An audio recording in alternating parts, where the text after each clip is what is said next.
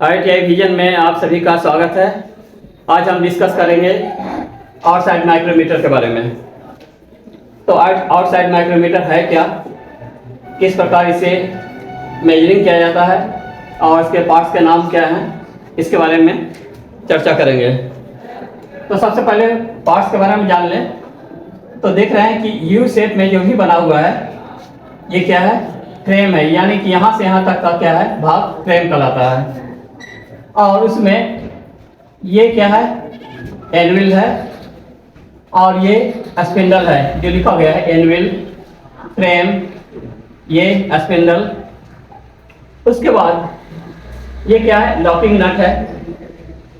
इसमें देख रहे हैं कि डेटम लाइन है, मेन लाइन डेटम लाइन है। इसके बाद ऊपर में क्या होता है, डिविजनल स्केल है और ये यहाँ सब डिविजनल स्केल। यहाँ से यहाँ तक का जो मार्किंग किया गया है ये क्या है, स्लीव या बैरल कहलाता है, स्लीव या बैरल। उसके बाद ये क्या है, जो हम देख रहे हैं यहाँ से यहाँ तक के भाग को हम क्या कहते हैं, थिम्बल कहते हैं। एक बार फिर बताएं कि फ्रेम ये हो गया, स्पिंडल यहाँ हो गया, एनविल यहाँ, और यहाँ से यहाँ तक की दूरी को हम क्या कहेंगे, स्लीव या बैरल कहेंगे। और यहाँ से यहाँ तक की दूरी को हम क्या कहेंगे, थिम्बल कहेंगे। और पीछे वाला भाग को हम क्या कहेंगे, रेचेट स्टॉक। इसमें नर्लिंग किया गया है। नर्लिंग इसलिए किया गया है कि घुमाने में हमको क्या है, हाथ में ग्रिप का पता चले या आसानी से घुमा पाए हम।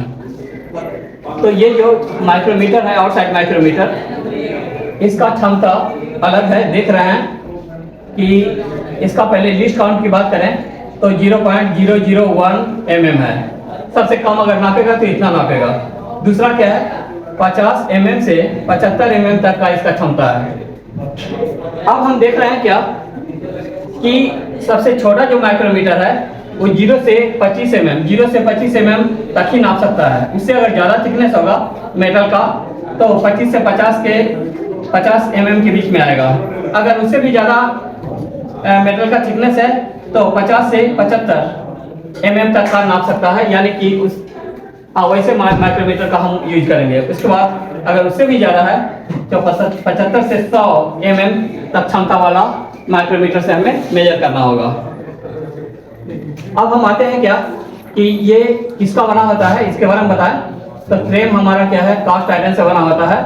और ये वाला भाग यहाँ से यहाँ तक का पूरा भाग क्या है, क्रोमियम स्टील का बना हुआ होता है। एक बार फिर कि यहाँ ये क्या है, फ्रेम कास्ट आयरन से बना होता है और बाकी वाला भाग क्या है, क्रोमियम स्टील का बना होता है। और यहाँ एनविल पर जो लगा होता है, टिप जो लगा होता है, वो कार्बाइड का बना होता है या कार्बाइड का टिप लगा होता है।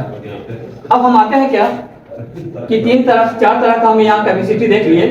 अब हम इसके अनुसार यानी 50 से 75 mm के बीच का माइक्रोमीटर के द्वारा हम मेजर करते हैं। सबसे पहले हम ये जान लें कि हमारे यहाँ क्या है, जॉब हमारा फिक्स हो गया है।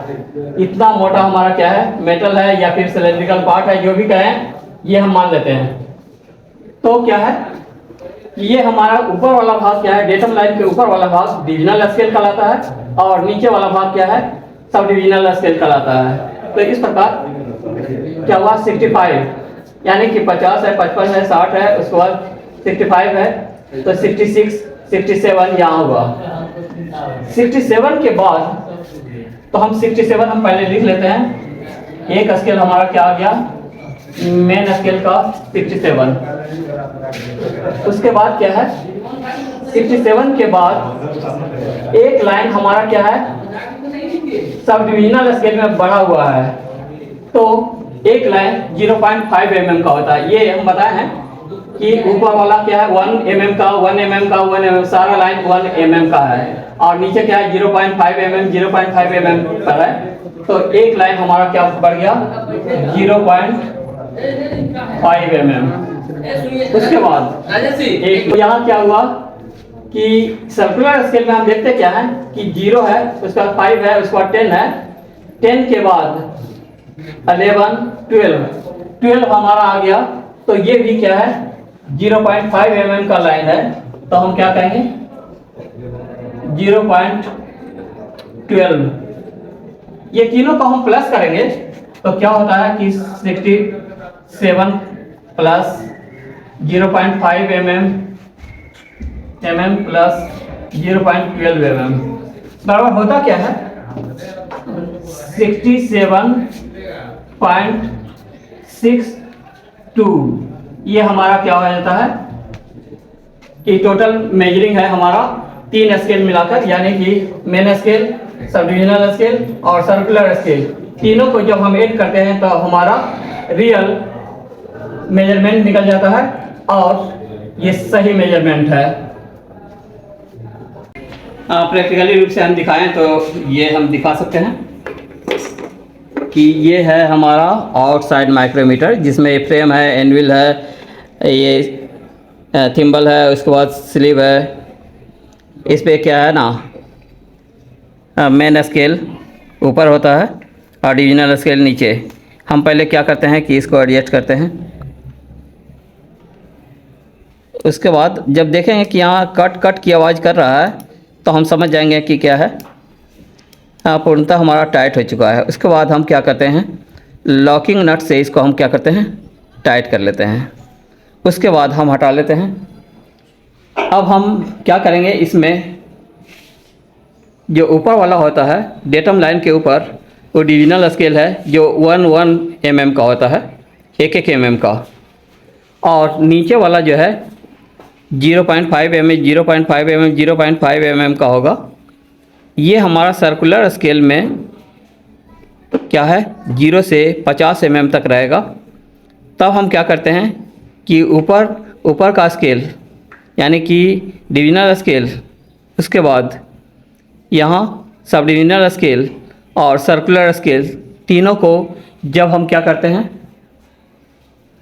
ऐड करते हैं तो हमारा क्या हो जाता है 67 और क्या है 0.5 और ये 0.12, तो होता क्या है 67.62 mm छुटा हुआ था mm। ये हमारा क्या होता है रीडिंग लिया गया है और जो सही है। Thank you for watching.